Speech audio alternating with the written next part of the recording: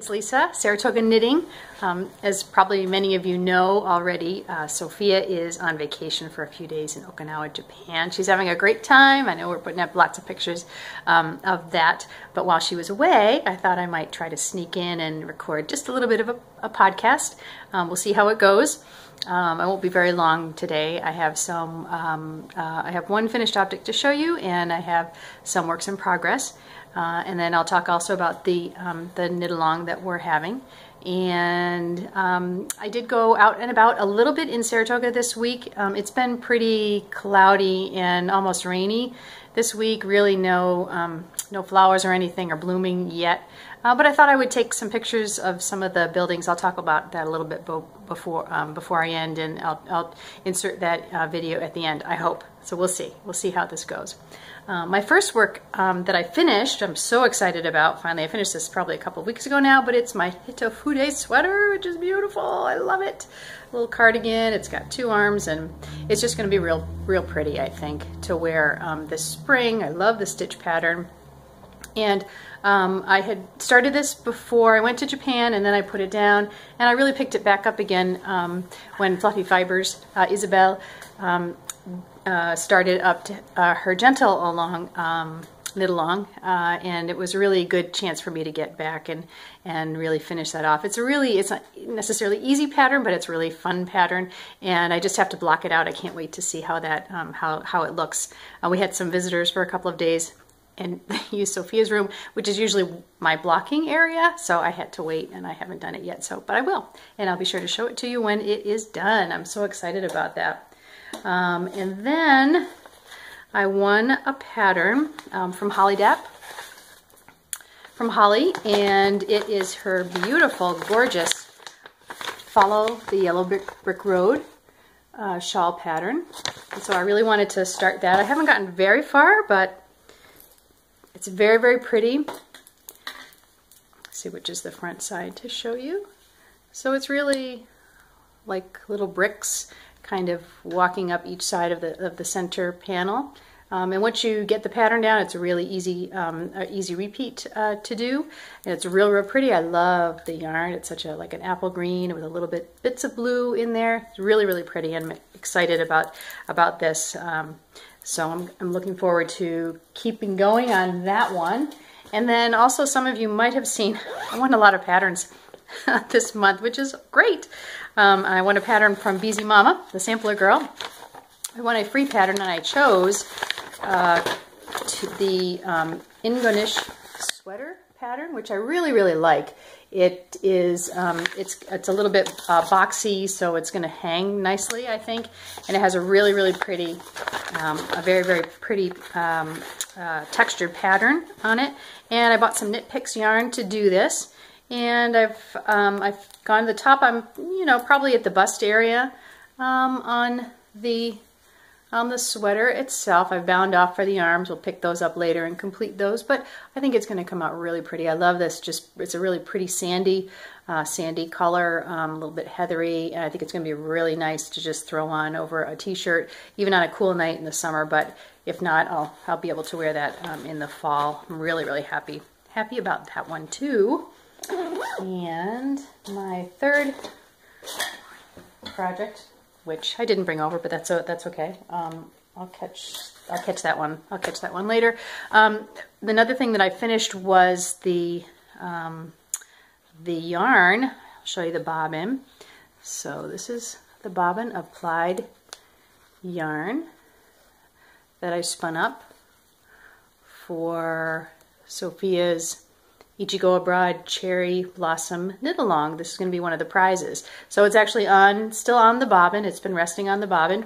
And what I'm going to do is I'll take this off and wrap it around my nitty knotty, and then I will then I'll take that off, tie it off, and give it a nice bath and a few whacks, and let it dry, and put it in a skein. So this is going to be all ready to go. I'm so happy with it. It's so beautiful and soft, and it's just a lovely cherry red color, and I just think it's fantastic. It's fantastic.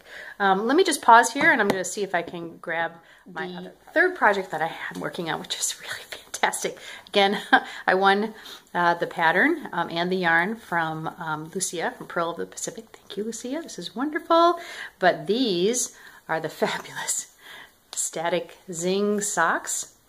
And the yarn is Vesper sock yarn in Pansies at the Phipps colorway. And this is Static Zing. It's a pattern by Megan Williams of Stockinette Zombies, and it's so cool.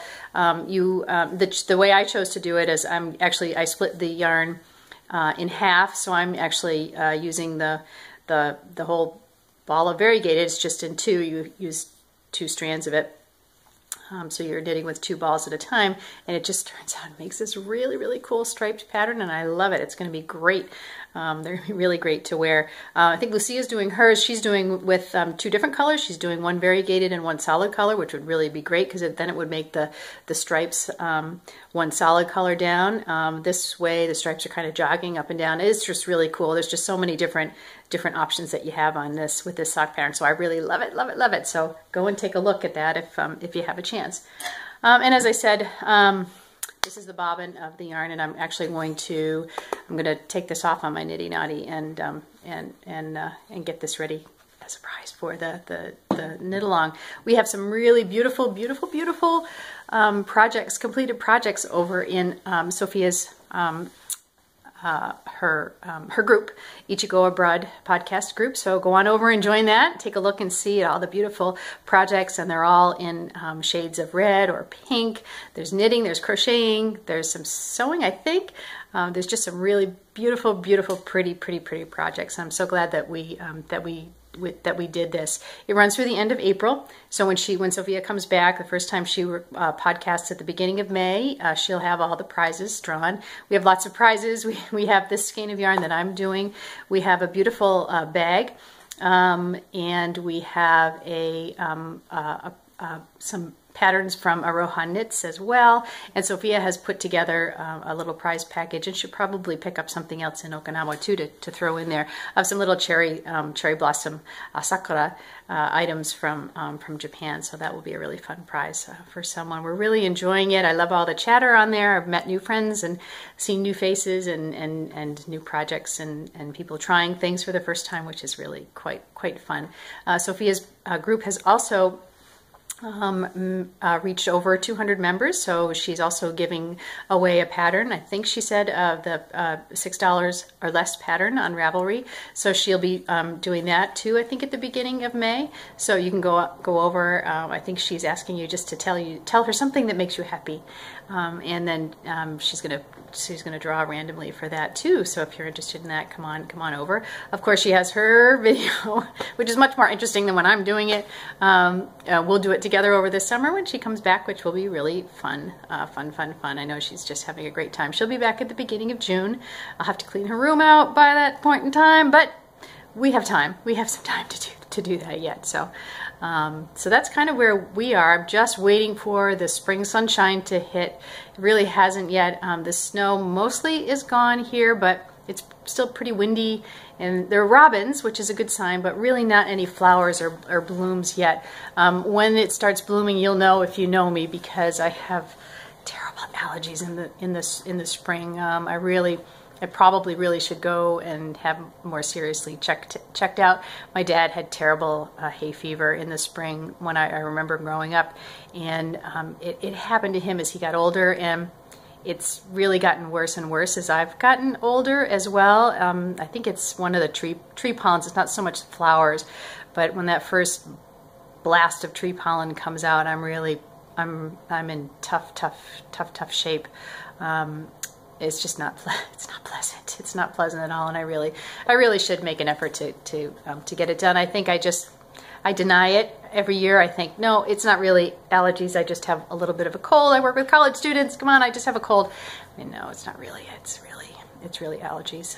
We've been very, very busy. As you know, I work at Skidmore College, and this is the admissions time of year. I'm sure if any of you have students who are high school seniors. It's the crazy nail biting time of the year. We just completed our admitting the students into the class of 2019. I cannot believe that, but the class of 2019, they have all gotten their admissions letters. And so now we're beginning to have Accepted Candidates Day, where students and their parents can come on campus. They don't have to make a decision about where they're going to go, whether they're going to come to Skidmore until the beginning of May 1st, someplace around there. So a lot of times they like to come and view the campus and take a look and take some classes. And the financial aid office, where I work, of course, is very busy because people are always coming in and asking questions. So it's a crazy time of year for me, but that will slow down pretty shortly. So I'm looking forward to that, just when the weather starts to hopefully get nicer than it has been, and then hopefully Sophia and I can really do some nice out and abouts over the summer. So as I said, I did take some video and some pictures of Saratoga, so I'm going to try to throw them on the end of this video. Like I said, we'll just be kind of short and sweet. Just got something out there this week. She doesn't really know that I'm doing this. She has an idea that I might. I was thinking about it, but I didn't tell her that I was really going to do it. So we'll see what she thinks. So anyway, Saratoga, we live in Saratoga Springs, New York, and we are probably about 2.5 hours north of New York City, and we are about 40 minutes north of Albany, which is the capital of New York State. And so this is considered upstate New York. You'll hear people, if you're not from New York, or you're not even from this country, you'll hear people talk about upstate and downstate New York. We are considered upstate New York. Really, anything above New York City is upstate New York. So we're considered upstate, and we are just below at the beginning of the Adirondacks, the Adirondack mountain range. And there's a huge Adirondack Park here, which is really, really great. It's the largest, I think it's the largest national park in the country. It's really, really huge. I don't think people even that live here realize how big it actually is. The protected area really is. But that's fabulous, and that's just Saratoga is considered part of the foothills of the Adirondacks. So that's really nice to have that here. Saratoga is a very old town as far as this country goes. It was really started, I think, back in 1775, 76, someplace in that range.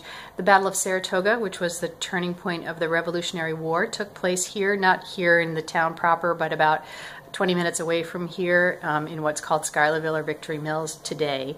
And they also have the battleground there, which is a really nice, tour to do. Maybe Sophia and I will go back over there this summer, and we'll take some video over there. It's really nice. If you read the Outlander series, Jamie and Claire were in Saratoga for a certain amount of time during the battle, so that was kind of cool to read that piece of the pie. Saratoga's motto is health, history, and horses. And it's health because we really are founded of, the Indians were here, of course, before anyone else, but there are several mineral springs, natural mineral springs, that are in Saratoga, which is what the springs are called. So all over town now, they've kind of not capped them off, but they've formalized them. So there are many places, and I have a couple of pictures of one that's right downtown where you can go, and the water is just coming out of the spigots, and it runs all year. It's different water in different places. Some tastes like regular water. Some has, I'm not quite sure where we are here, but as I was talking about the mineral waters, which are great here if you like that. We also have the Saratoga Race Course, which is a thoroughbred race course, and the racing season is usually 6 weeks. It starts at the very end of July, runs August, and then runs through Labor Day weekend. And that's really cool. When the races first started, they were really only the 4 weeks of August. So August was crazy when I was a kid. That would literally, there's about 26,000 people that live in Saratoga full time, and that number doubles just for those 4 weeks of August. And it really is still the 4 weeks of August. There's racing before and after, but still the 4 weeks of August are just the crazy time. There's so much money that comes into this town. People flying in their private jets just for one day of racing. It's really a lot of fun, and it's something that Sophie and I will definitely go to the races and do some video for, so you guys can see what it's all about. But it's really, really fun. You have the thoroughbred race courses. A lot of times you have the horses that raced in the Triple Crown, so they come here. Sometimes if there is, on the off chance, a Triple Crown winner, they often are beat here. The horses really like to come up here. It's just wonderful, wonderful weather, and they're coming up from New York City area. So it's just when they get here and they've got all this beautiful weather and the beautiful breezes, and it's just lovely. One of our favorite things to do in the summer during the racing season is to go over to the racetrack in the morning, because you can walk in anytime. The racetrack is open from 5 o'clock on, because the horses are out working in the morning with their trainers, and you can go and just go in any box you want and sit down. So we usually grab some Dunkin' Donuts and go and watch the horses, and it's just beautiful because the sun is just coming up, and a lot of times there's kind of a little bit of a fog on the raceway, and it's just lovely. You can actually go for a formal breakfast there if you want, but there's someone who's always announcing and telling you the horses that are going by, and it's just a really fun thing to do in the morning. And then the racetrack will close again at 11, and then it will open up again right away, and then you pay to come back in for the day of racing. And it's really very, very inexpensive. It's not expensive at all. You pay a few extra dollars to get into the clubhouse, but you have to have a jacket if you're a man, and a tie, and you have to have a skirt. If you're a woman, there still is a dress code in the clubhouse. So, but anybody can go, and you can get so close to the horses, which is really so much fun to do. So we'll definitely take some good video of that this summer. So anyway, that's really all I have to say today. I'm going to see if I can put this together and put this up on her channel, and we'll see how that goes. I'm going to try it, as I said, to put in the pictures and a little video. It's not perfect because it's kind of cloudy and wanted to rain that day, but it's kind of fun. One of the big things you'll see, I went down into the Congress Park here, and there's the Campfield Casino, which is really a cool building. There was, of course, there was gambling here during the heyday, and the Campfield Casino was just this place where all the moneyed people went in the evening after the races were over. If you've ever heard of Lillian Russell, any of those folks, they were famous for coming here and then going to the Campfield Casino afterwards, which is really fabulous. And now it's a museum, and it's also you can also rent it out for weddings and for proms. It's really just a beautiful, beautiful building. Also, ghost hunters came here one year. You can Google ghost hunters, because they did come to the Campfield Casino and apparently found something up in the 3rd floor. So that's kind of a fun thing to take a look at. So on the other pictures that I have in the video, and then the pictures, are these really large, beautiful homes that are here up on Broadway, and they're homes where people, as I had said, that came here for the 4 weeks of August, built these homes, and they really just used them for the 4 weeks of August.